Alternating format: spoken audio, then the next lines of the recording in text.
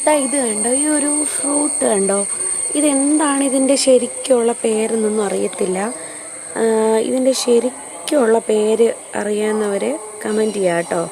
ഇത് ഷുഗർ കട്ടിന് വേണ്ടിയിട്ടുള്ള, അതായത് ഷുഗർ ഉള്ളവർക്ക് കഴിക്കാൻ വേണ്ടിയിട്ടുള്ള ഒരു ഫ്രൂട്ടെന്നാണ് പറഞ്ഞു കേട്ടത്. പക്ഷെ എന്താണ്, ഇതാണ് ഇതിൻ്റെ ഒരു ഇല വന്നിട്ട് ഇങ്ങനെയാണ് ഇരിക്കുന്നത്.